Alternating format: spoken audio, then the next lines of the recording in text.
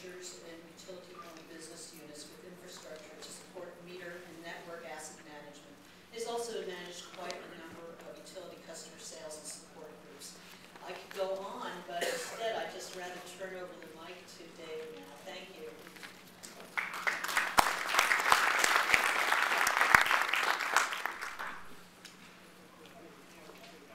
Thank you very much. I appreciate the generous opportunity to be here to speak with you today. And what I'd like to do is try to expose you a little bit to some of the kinds of things that are happening in the industry, what we at AT&T and the telecommunications industry in general have been doing with utilities, and maybe give you some insight into some of the opportunities that will present themselves. So with that, I'm going to see if I can do my magic here. You hit the forward button, I learned it works really well. Okay, so one of the things we like to think of in the utility space is that telecommunications and utilities have a lot of commonalities. We both face regulation from similar regulators at the state level and the federal level. We have network issues, albeit telecommunications we think is more complicated than energy, but if you talk to the energy folks, they'll argue that point with you. But the analogy I guess I'd like to draw for you is that utilities today are faced with something very unique. They're taking a 150-year-old infrastructure and trying to migrate it to the 21st century. They're trying to go from the analog world to the digital world, if you will. And I was trying to explain this to my son, and he said, well, Dad, what does that really mean? I said, it's like trying to change the tire on a bus while it's driving. You can't exactly turn it off or put it in the shop and work on it. It has to stay operational. So utilities are facing these kinds of things. We face them with our network in different ways. They're facing them with their network. So from an overview, I guess, utilities are faced with a lot of pressures today that many of us probably didn't give a whole lot of thought to. But there's everything from the regulatory environment, and for those of you from the state of California, if you follow this much, one of the local electric utilities here in the Bay Area got snarled up with SmartGrid and with some communications issues, and the end result was that it went all the way to the state legislature and the Public Utilities Commission to allow consumers to opt out of the SmartGrid, not utilize the benefits that were available to them. And quite frankly, that's sad because there are so many benefits. So collectively as an organization, we're all trying to work through that to provide the famous what's in it for me, because that's what the consumer is asking. From a utility viewpoint, pressures that they're feeling with aging infrastructure, certainly trying to get more out of less. Interesting note, Governor Brown in the state of California on Tuesday this week signed into legislation, into law legislation that said by the year 2019, 33% of all of the energy consumed in the state of California will be from renewable sources. That's huge. And by the way, hydro is not renewable. We'll figure that one out. I'm from the Seattle area. For me, hydro is every bit renewable. Lots of it. But we had dry rain too. So certainly coal-fired, and that was a little tented humor. Nobody laughed. And I got to turn the page here because the jokes are out. And we'll get back to be serious about this. Okay, so I guess the point being is that we've got safety issues to deal with, the regulatory thing, we've got the constituency issues, and we've got an aging infrastructure and a finite resource that we're delivering today. So we have to deliver that in a more efficient manner. And that's one of the things that's opened up SmartGrid.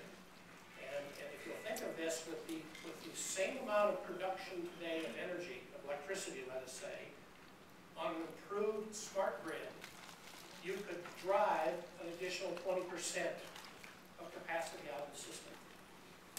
Because there's so many inefficiencies in this older technology. So we're going to talk about that a little bit. How many of you in this room know what SmartGrid is, what it's all about?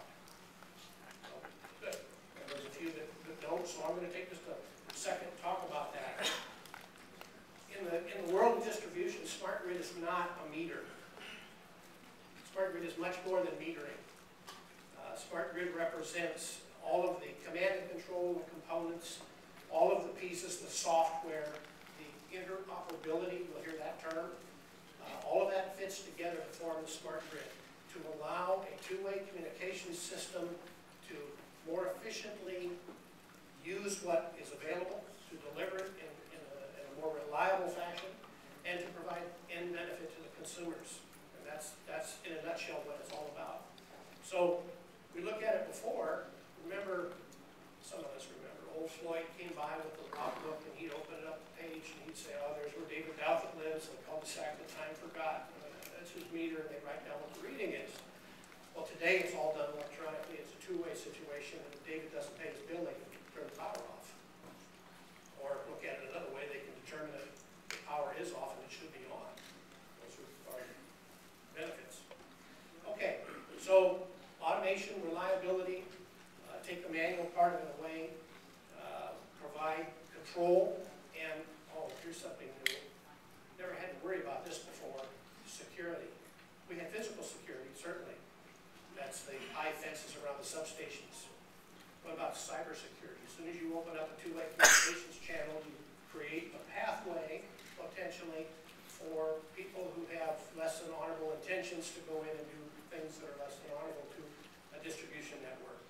And so consequently, the federal government has mandated, the state governments have mandated, the industry has mandated, and the consumers have demanded that there be some kind of level of security built into this so that someone could not go sit down at the local hotspot and get on a laptop computer and hack the network and shut the grid down. Very, very important thing. Part of our national defense, it's actually got homeland security tied into it as well. So, hot buttons for the utilities. First and foremost is AMI, which has now become SmartGrid. That's to get the apparatus into the field to make it happen. That opens up a lot of opportunities. It's not just the meter, it's all the pieces that go with it. And then what do you do with it when you start collecting the information? If you think about this, when I read the meter once a month or once a quarter for revenue read, it was one reading. Today I might be looking at it every 15 minutes. That's 96 pieces of information a day times the number of meters in your system, and I'm going to keep that information forever. So now all of a sudden we have to scale. We have to scale the storage. So you're going to hear cloud computing and cloud storage and hosting and all of those things to deal with the data in a secure fashion. Well, then that leads to a discussion on business continuity and disaster recovery and that sort of thing. We're looking at, I have this information, what am I going to do with it? So we need data mining capability to analyze what I have, to be able to quickly find the answers to the questions, whether it be for rate planning or to determine load calculations, all of those kinds of things that fits into it. So very important meter data management systems. You're going to hear a lot about demand response. Demand response being the euphemism for I want to go out and do things in the grid, and that could be everything from determine an outage to power quality monitoring, load calculations, transformer health. To give you a quick example, if I don't have a good system and everyone buys an electric vehicle, and those are coming by the way, and you can see a lot on the West Coast before you see them elsewhere. I'll go back to the cul-de-sac that time forgot where I live, and all 10 homes on the cul-de-sac bought an electric car. We all plugged it in, charged it at the same time, and blew the transformer off the pole. Because we forgot to tell the utility that, oh my goodness, there's a load there that you hadn't calculated. SmartGrid can help alleviate that. Home automation is coming. It's well underway, but it opens up a whole new area for software and hardware platforms to help consumers manage what they have, help the utilities manage what they're delivering, and frankly, the quality of life that we have. And we'll spend some time after this session visiting and talking about that. And then lastly, let's not forget, I got to deliver an accurate bill. If I have a good system, I can do that. All right. Okay, so from a telecommunications viewpoint, we play in a lot of spaces. And I want you to think in terms of something beyond your father's BlackBerry. One time it was wireline services, and then it became mobility or wireless services. And everybody had one of these, right? Everybody got one of these on it? Did you all put them on vibrate or silence, or it doesn't go up my top? Okay. Well, if you're really cool, you have two of them. But you gotta be cool to have two. We're tethered. You can't escape. My boss can reach out and touch me anytime he wants to.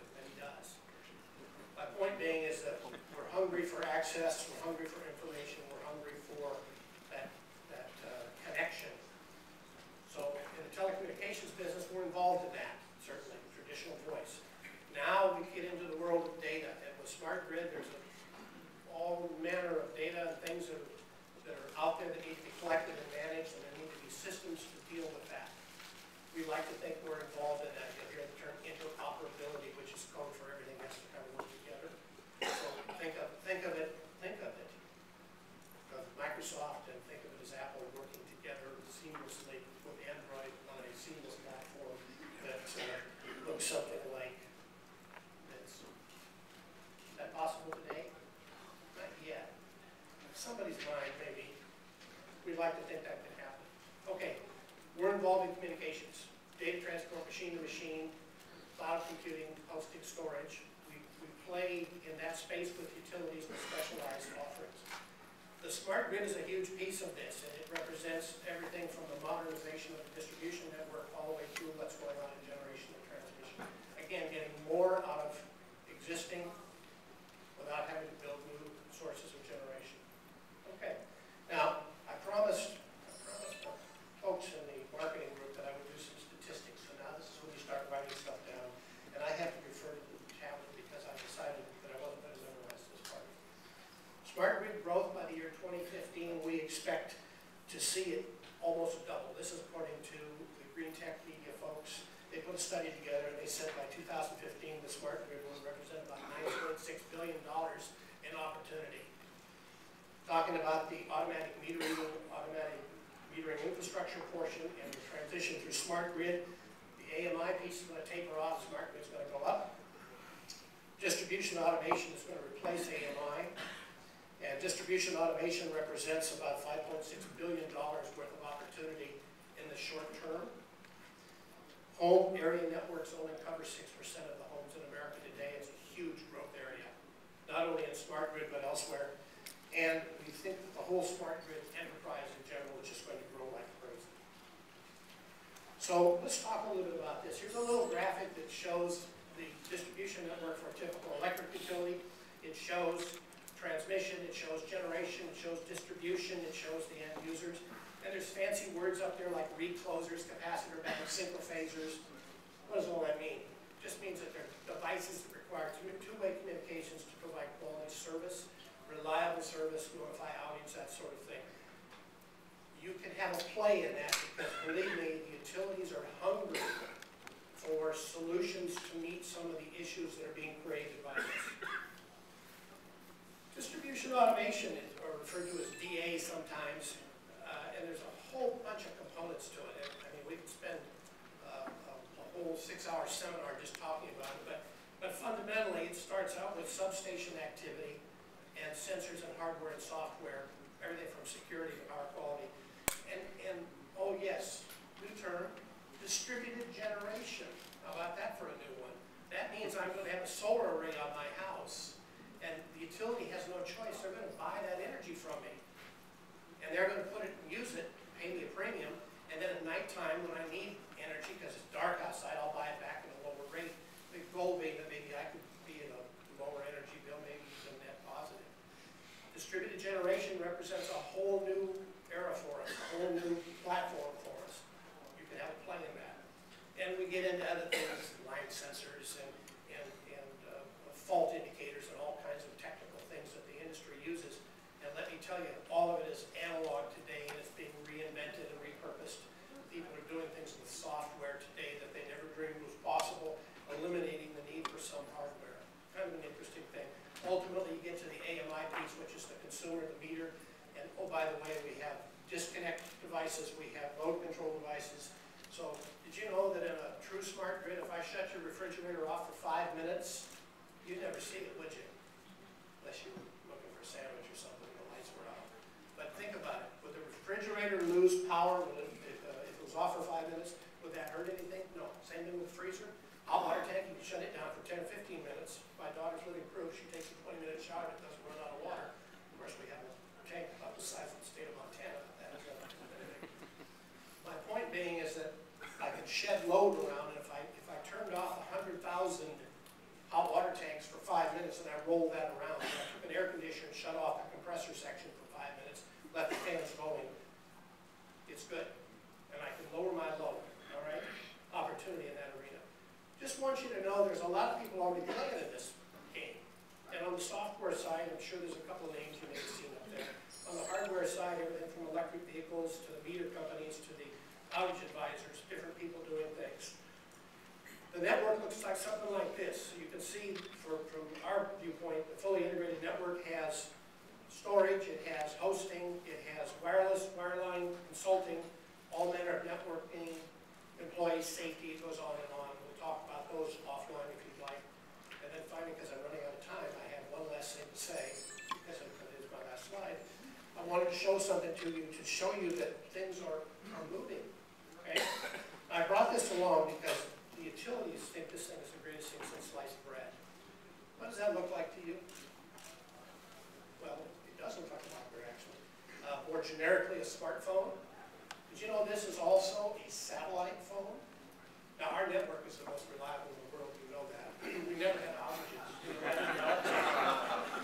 But once in a while, something like that happens. What do you do if you're a utility and you have to have communications? It's mission critical. Well, I can use this for my day-to-day stuff.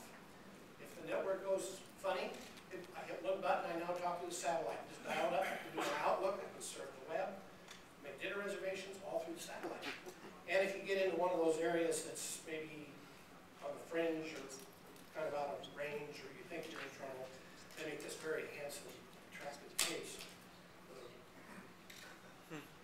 Not for me, but utilities are using it. And lastly, what's this?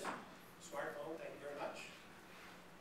It's a dual core processor smartphone. What's this? Well, it looks like a notebook. It's actually a dumb terminal.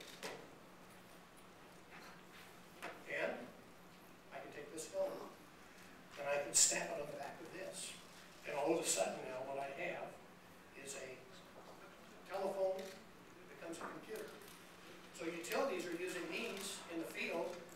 The worker goes back to the truck, snaps at the truck, and now has a terminal they can use to communicate. One device. Plus more software applications and opportunities than you can imagine. So that's all I had to say about that. I've gone over. The red light is blinking. I can see the hook coming, so I'm out of